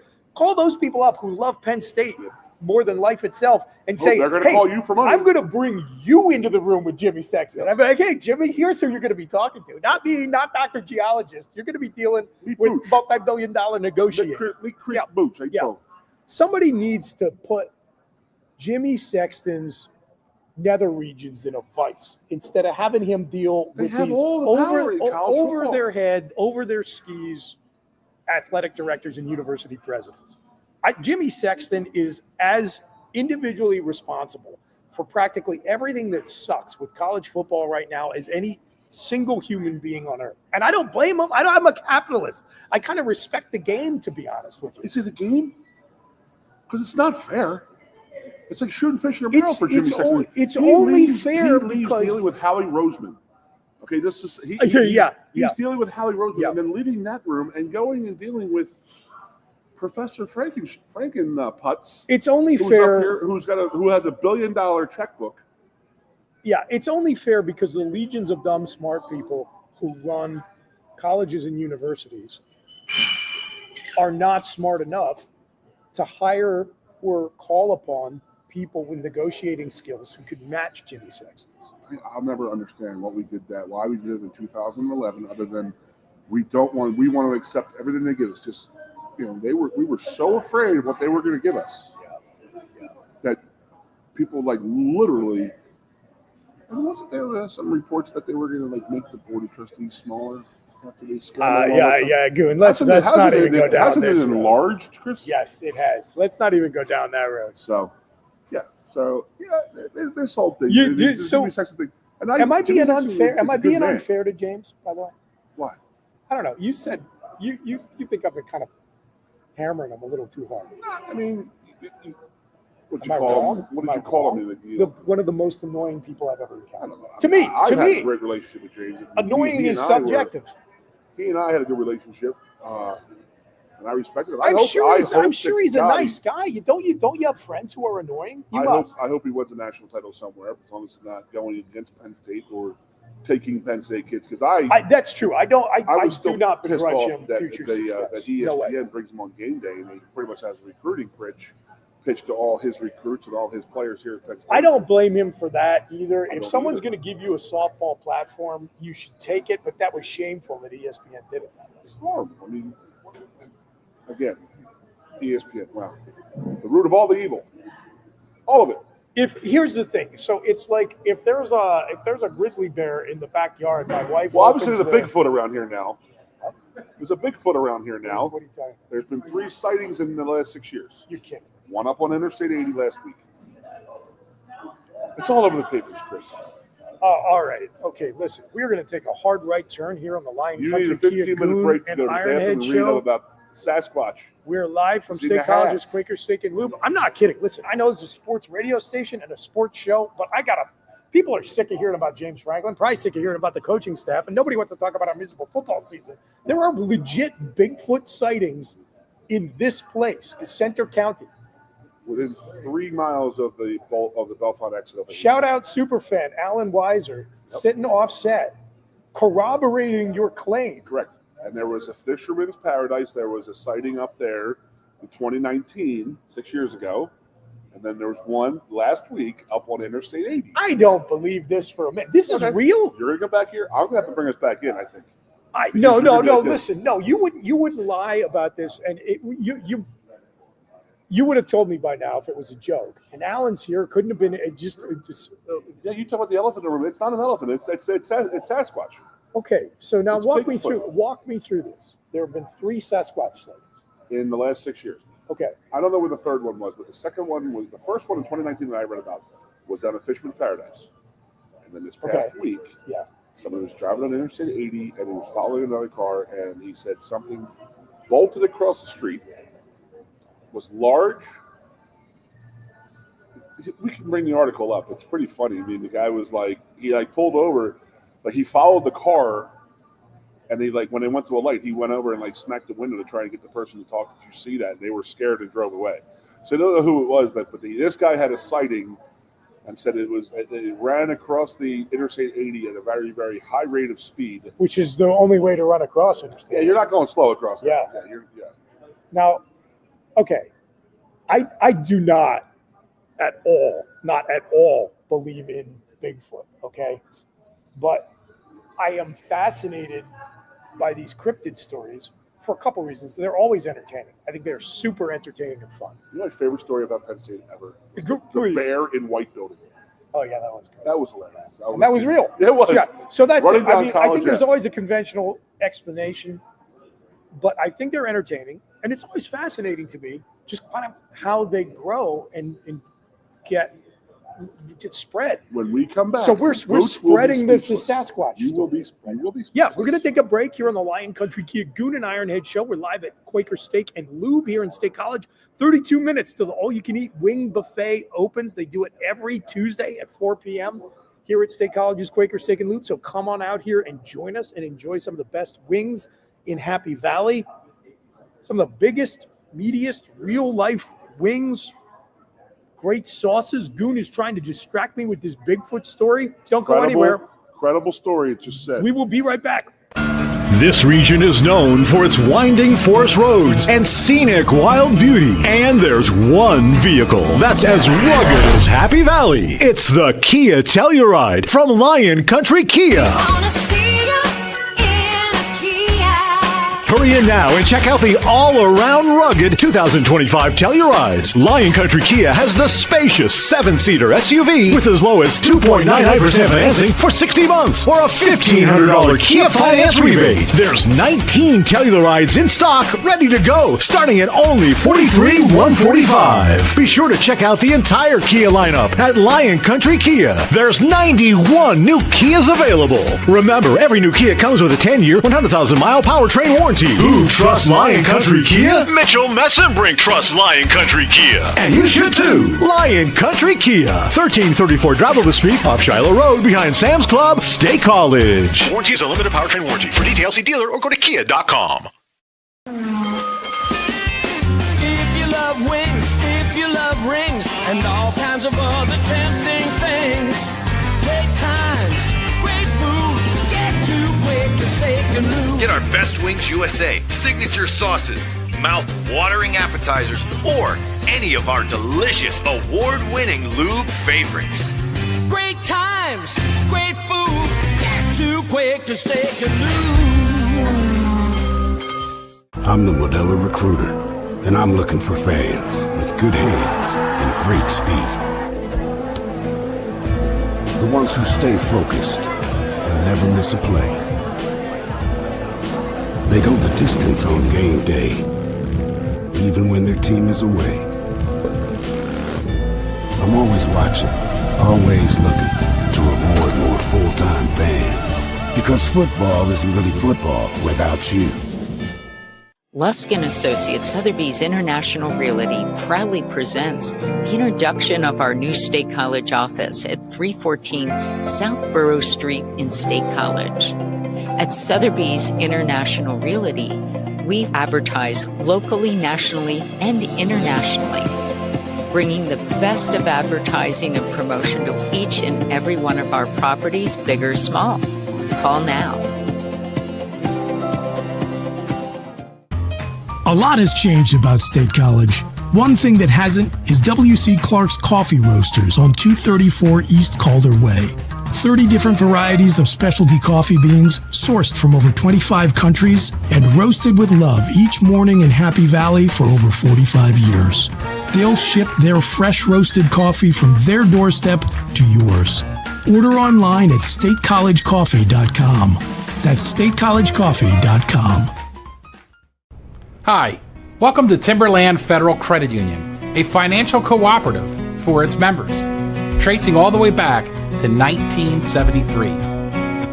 Experience Timberland Federal Credit Union, where you're greeted with a smile and financial solutions are tailored to your unique life journey. Here, we're not just financial professionals, we're your neighbors, people invested in your financial needs, literacy, and empowerment. Your dreams matter to us, whether they're about buying a home, growing a nest egg, or embarking on new adventures. TFCU draws from the past and invests in the future, offering modern tools like online banking to give you the freedom to manage your money practically anytime. Additionally, we're passionate about giving back both time and resources because enhancing our community is at the core of why we're here. Visit TFCU in person or online to learn more about our services and apply for a membership today. WFXS, once again, your sports radio. Broadcasting live, loud and proud from Central PA's Sports Authority, WFXS America. 98.7, the Fox State College, the Goon and Ironhead. Welcome back, everybody, to the Lion Country Are you Kia stunned? Goon and Ironhead show, coming to you live from State College's Quaker Steak and Lube. Now less than a half hour until the all-you-can-eat wing buffet opens. Come on out and join us here. Chris Buchanani filling in for Jeff the Ironhead Byers, Keith Goon Conlin on the air with me. Hello. And if you have been listening and with us throughout our 2-hour stint here, you know before we went to break, Goon practically blew my mind. I did. With the news. I absolutely did blow your mind because you are stunned right now. That Onward State is reporting today. Incredible. Tuesday, November the 11th. Veterans on Day. a third in only 6 years alleged sighting of the Sasquatch right here in Center County. This is just a far more compelling story than anything to me relating to Penn State or any other kind of football. So here we are by Nathaniel Urich, onwardstate.com. Does a Sasquatch live among us in Center County? Science has thus far been inconclusive, but believers may very well be onto something. So a month ago, on October 4th, so before the Northwestern game, Correct. Better times, happier times. Great times. An unnamed witness We still had head coach at that point. who has been deemed, quote, sincere and very credible. It says here, according to Onward State, by the authorities. Oh, the authorities deemed him sincere and very credible. The authorities on Bigfoot sightings. Now, I don't know what you have to do to be deemed an official authority on Bigfoot sightings, but whoever those people are, they find this unnamed witness of October 4th, 2025, quote, sincere and very credible. He claims he saw one only 25 miles from Penn State's campus. 25 miles? I thought it was like 10 miles. The spotting places a third Bigfoot sighting in Center County in only 6 years, with the earlier two only 25 miles away. A feasible range, it says here, for a cryptid to roam. Certainly, a Bigfoot could traverse 25 miles in 6 years. I think that's reasonable. I'm going to accept that claim from Onward State. And this comes via the Bigfoot Field Researchers Organization. Much better than college football coach stuff. Also known as the BFRO. Sure. They've done in-depth knocking research, on my door before. fact-checking on all these reports and thousands more across America and the world. It was established in 1995. And they're reporting on this sighting, which occurred at 5:30 p.m. on I-80 westbound near mile marker 169. Nice. The witness, left unnamed in BFRO's report for his privacy, probably a smart move on his part. He is a retired civil engineer, an Air Force veteran, and an avid hunter of 50 plus years. So he was returning to his home in western Pennsylvania from a trip with his wife in a Dodge Ram truck. So he was driving around 77 miles an hour, totally reasonable speed for I-80. Absolutely. Well, a lot of restraint there, Sure. actually. With a Subaru Crosscheck around 165 yards in front of him. Like, So- that's just what's crazy is that the guy really had it mapped out like 165 yards, not feet, yards. Yeah. So this is it. It's around 5:30 p.m. on October the 4th, Still year of light our out. Lord, Still 2025. He says he saw what he initially assumed to be a man cross the road directly in front of the Subaru. Startled, he continued to observe, slowly realizing that this thing could not be human. Mm-hmm. Quote, it was completely dark, all the same color, the witness said. Quote, it was the way it moved across the road that shook me. Nothing quick or jerky like a sprinter. It was fast, but almost like a glide or sliding motion to it, Onward State reports. His wife was watching the view out of one of the truck's windows and didn't see the scene until the entity had disappeared from view on the other side of the road. The witness, shaken by the event, decided to speak to the drivers of the car in front of him. I'm not really sure how he managed that, going 77 miles an hour You can read on it. I-80. Go ahead. Who surely would have seen it, and began to follow them off the highway through an exit. They just saw Bigfoot, and then they got this guy stalking them. Like it's like a scene from Duel. Once at a red light, the witness exited his truck and moved to the car, but a green light flashed, and go figure, the Subaru sped away without a word. I know what I saw, but I don't know what I saw, said the witness. So this is OnwardState.com This is the newest one. reporting on the latest of 3 Sasquatch sightings in the last 6 years here in Center County. Could the occupants of the Subaru have seen the same thing? Where are they now? Perhaps, Goon, they were so terrified of the creature that passed before them that they ran off for fear of exposure. It's very likely, I would say an almost certainty, that we'll never know. But, Onward State goes on to write, this is not the only supposed Bigfoot sighting in the area. This is all news to me and perhaps to you. Yeah, you have a trial here, Chris. I would be worried. On BFRO's website, that's the Bigfoot Research Organization. Yep. There are 2 more sightings, both only 20 miles from the one on October 4th. Near Game Lands 333 and Fisherman's Paradise, spots significantly closer to the Penn State campus.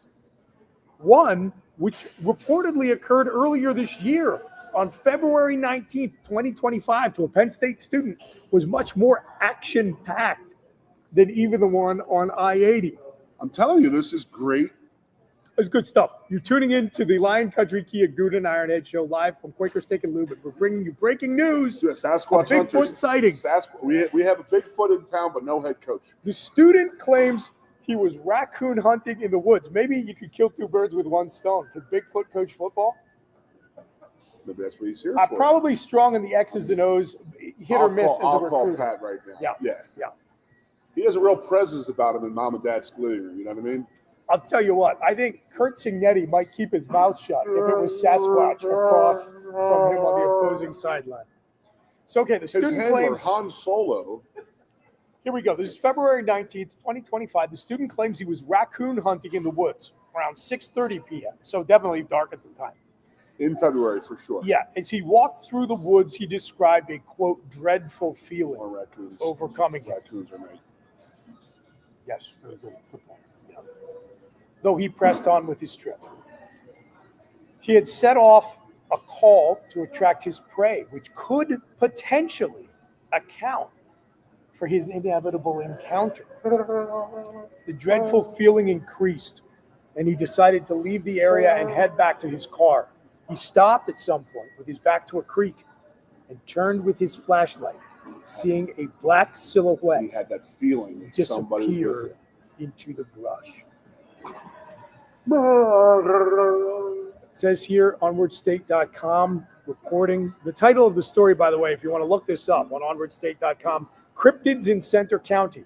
Multiple Bigfoot sightings deemed, quote, credible. Now, I do want to give Onward State credit. Great story, very well written here by Nathaniel Yearedge. I don't know if I'm mispronouncing his name, probably Yerage Buchanani. I feel your pain, and I do apologize. This is filed on Onward State under tomfoolery. So they know what they're about here. But, okay, so they're talking about this February 19th encounter. Guy's raccoon hunting. He sees a black silhouette, and he's caught it with his flashlight. That's the Fisherman's Paradise. That's why Wawa has not been built yet. There's a fear that a Yeti is out there. If Center County Code is involved, there's probably all kinds of anti-Sasquatch measures you need to take into account now. So that's going to delay construction. There's by some at least kind a of year. club that's an anti-Sasquatch club. Okay, so Yes, it says exactly. he escaped with clean hands that time, but returned to the area later on and had another experience. Yeah, I was on a scent. In the woods, he heard a loud knock, a noise commonly attributed to Sasquatches. Oh, I'm learning a lot here today. As he pushed on, he began Usually they're to... very nimble. I mean, if you clear I-80 with a Subaru Forester barreling down on you At 77 miles an hour. yeah, or whatever it was. As he pushed on, he began to hear movement in the brush, which seemed to be following him. He pointed his flashlight all over the place, eventually landing on another dark figure disappearing as quickly as he had found it. Frantic at this point, the witness ran from the noise while on the phone with his friends. Scanning the forest again, his light met one of the creatures dead in the face. I want to know Only right now. 40 yards away. What weapon are we hunting raccoons with? You have a weapon.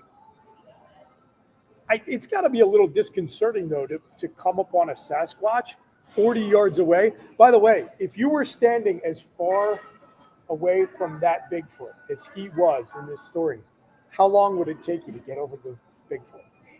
40 feet? 40 yards. 40 yards? Now? 8.7 seconds. Yeah. I was going to say 8.7.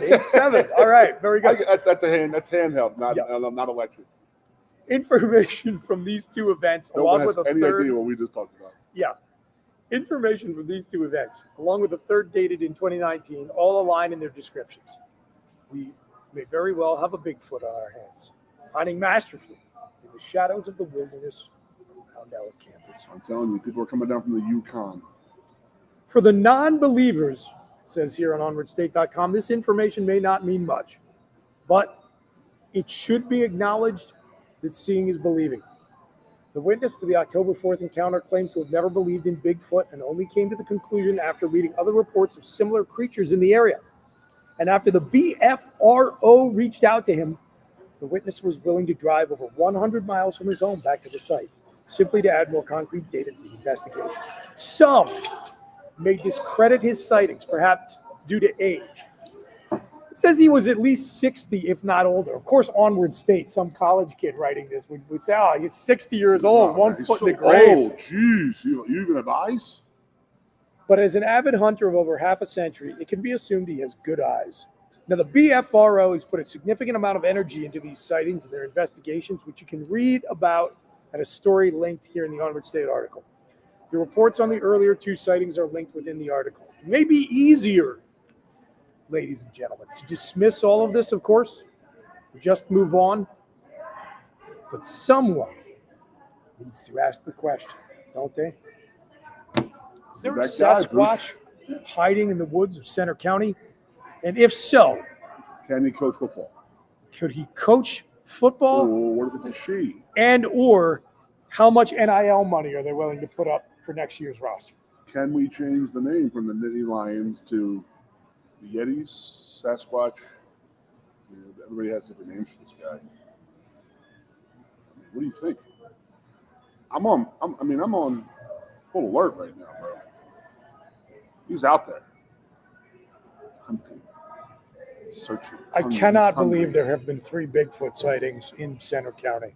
I mean, I always thought that this was Onward State does not lie. Reserved to the Pacific Northwest, the Bigfoot stuff. Dude, we're mountain lions. I agree. Yeah. What if they bought Western mountain Nittany lions into the east, right? East of the Rockies to inhabit the mountains? What if they bought a Pacific Northwest Bigfoot out? Invasive species, sure. I mean, he's on an endangered list. I mean, they're going to try and preserve the guy, whatever the heck it is. What do you think it is? Is it a bear, a man? What is Bigfoot? Man, bear, pig. Man, bear, pig, yeah. What do you think? I think that if people are just tuning in, they think we're nuts. So before we went to the last break here on the Lion Country Kia Goon and Ironhead Your mind show, got blown. Live from State College's Quaker Steak and Lube, I, Chris Buchanani, filling in for Jeff the Ironhead Byers, was informed by my August co-host Keith Goon Conlin that there have been multiple Bigfoot sightings Not here once, in Center County twice, but in the last 6 years. 2 of them thrice in 2025. And then what we're doing over there with Fish and Paradise, putting the giant in there, the Wawa, the Donkey, the McDonald's. Their habitat is disappearing. We're displacing the Bigfoot. Correct. I mean, again, even though I do not believe in this stuff at all, I find it wildly entertaining. I really enjoy it. Ghost stories, UFO stuff, Bigfoot sightings. I think it's all explainable by conventional means, but I do find all of it very interesting and fun. What is more truth? Did James Franklin ask for a contract extension, or was there a Yeti sighting, Bigfoot sighting? Well, which is more truth? I've had many, many more people tell me, who I trust, tell me about the contract extension thing than I've had third-hand accounts of Yeti sightings. So, but was anybody there for the? That's what I'm saying. I mean, I don't know if it happened or not. I'm gonna. We probably heard from the same damn people. Perhaps I'm gonna hold my sources close to the vest, so I'm not even saying whether or not. I mean, don't need to out them. Like Bigfoot.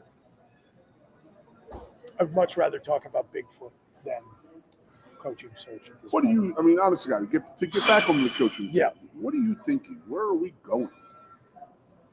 Do you think we're going to be with an NFL guy? I have no idea. I have no gut feeling. I know who I like. I know who my top 3 are. Left the conversation. I've been baffled.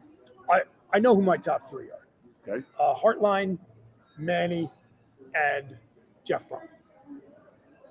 Okay. For different reasons. I think there's a lot to recommend Brian Hartline. I love. It's a tough first position. It is. It's true. We were out last week at Ohio State. Somebody that was in the know, possibly in the know, knew somebody who said that he ain't ready. I mean, if I were them and he was my best recruiter, absolutely, bringing in one first-round wide receiver after another, yeah, I'd probably say that too. And I mean, at what point will he be ready? I like a young, energetic guy. I really do. The thing I love about Manny is that he was a killer X's and O's guy. He's recruiting like a holy terror down there at Duke. They have their highest rated recruiting class in program history. And it's Duke. It's a tough place to win consistently. And he loved it here. That means a lot to me, especially after the guy we just had. And he knows the program from the inside. So I feel like he's somebody who could come in and maybe retain some of the staff because he'd know who was and wasn't appropriate to keep. And he'd probably have a great plan for how to fix what needs to be fixed at Penn State. And to me, Braum, I just love his track record of winning close competitive games. And I understand he just lost at home to Cal. But, boy, that guy won big football games at Purdue and Louisville. So that's my top three. All right. And you got, I like Brent Key. I like him too. He just signed an extension at Georgia Tech. When? Last week. They're reworking his contract. But the other thing with Brent Key. How many people are getting paid and sending James Franklin a thank you? A ton. Jeez. The thing with Brent Key at Georgia Tech, and I do love that dude. I've been really, because I happen to be working on a consulting project with a fraternity down at Georgia Tech the year Jeff Collins got fired. And so I talked to a lot of guys, a lot of the alumni of that fraternity about Brent Key, and they kind of got him on my radar. They're like, this guy, trust me, watch, this guy is going to work miracles down here. And boy, has he ever. He hasn't done it without Haynes King, who's one of my favorite players in college football right now. I would like to see him duplicate that with another quarterback. But I mean, I would not be devastated if Brent Key was the guy. I got a guy named Ryan Silverfield at Memphis. I have who is also in the mix for the Arkansas job, it seems. A personal history with Ryan. He coached with me at Hampton City College. Great kid, great guy. He was in the NFL a little bit. We had some people that we know in unison and stuff like that. I like Elko. Oh man, if we could get Elko, it would be great. I think I've kind of written him off. Yeah, I mean they're going to keep him no matter what. Yeah. They're going to say, okay, we'll pay you $20 million. It doesn't matter. Money doesn't matter to those people. It's crazy. He should probably have the number one team in the country. Let me ask you this. Since you brought it up, do you think it is? Let me ask you this: scale of 1 to 5, 5 being most, 1 being least likely. How likely do you think it is until the coaching carousel stops spinning this season? There's a coach making $20 million a year. 1 to 5. See, I started looking into that last week because I started no lower than a 3. I was sitting there saying, "What do NFL coaches make?" I went and looked it up because of all this. Because I was. Is it the highest paid guy is getting 18? Highest paid guy is Andy Reid at 20. Okay. Right. And then like Conlin and there's a couple other guys at like 16 and 15. Okay. But I mean, that's where the NFL is at. Yep. In college, are we? No one's at 15 yet. I think 11 and a half is the most right now at Signetti. Since Saban went away. You know what? I think Matt ends up getting 12 till the end of his contract. And he already has guaranteed money from Carolina, by the way. Yeah. Oh yeah. I think he's $75 million guaranteed to him. See, nice work if you can get it. First show that we've done in a while, but is there any chance that I can just get one of the buyouts? I don't want to coach. I just want a buyout. You call Jimmy Sexton, right? Like, hey, I'm a goon. Like, there's a Sasquatch up here. The guy's Jimmy, trying to. I can be bad at a lot of different jobs. Can you get me one where I get paid faster the worse I do? Highest buyout, I will go. Yeah, and I will get fired quick, or let coach. He's not fired for cause. Which is Brian Kelly is now suing LSU because they have not paid his money. They're trying to say he has been fired for cause. I would like to know what that cause would be. Listen, They're not going to win that. They let them go. Just pay the buyout, kids. I just laughed my booty off that the governor is now involved in LSU because the guy who did the contract was the same guy who did the contract for Jimbo Fisher. Yes. He's orchestrating that guy's responsible for over $100 million in buyouts. Of buyouts. Yeah. Yeah, you may not be good at your job. Don't you think – what do you think would happen if one of these big name jobs like Florida or LSU said, heads up, if you are represented by Jimmy Sexton, you need not apply for this job. We think there are enough resources here at LSU that we believe there is on the planet Earth a competent football coach who could win here other than the ones on Jimmy Sexton's client list. So if you're represented by Jimmy Sexton, don't call us because we won't call you. How does he rep? Who cares? Who cares? This is my point. Why do you have? It goes back to what I was saying about. Why do you have an extra with Sexton? Because his agency, more than any other, has its fingers into every aspect of this process. They represent Kirk Herbstreit, Nick Saban, Reese Davis. I hate all of the camaraderie and charades that go on. Well, there's a little story I'll tell you about Creative Artists Agency off the air. I'm not going to talk about it. I know the story. Okay. And it's infuriating. Right. So I think, going back to what I was saying about James and all his water carriers saying us, oh, you guys giving us the Ike Turner treatment. Basically just saying like, oh, no one's ever going to love you like I'm going to love you, and you're ugly. You're the ugliest girl at the dance, and only I will love you. This is what I love. Tina Turner. This is what, and I love Penn State. This is what Jimmy Sexton is doing all over the country. He's using his connections at ESPN, his connections with head coaching candidates, and he's working these ADs and university presidents, and everybody is believing that he holds some magical keys to the kingdom, when in reality, most of what makes you successful at Alabama or Michigan or Ohio State or Texas or LSU or Florida or Penn State is built in at those places, and it doesn't come in the door or go out the door with any one of Jimmy Sexton's clients. And so I think one of these power programs needs to just break the spell and say, hey, if you are represented by Jimmy Sexton, keep it moving. Break the iron triangle.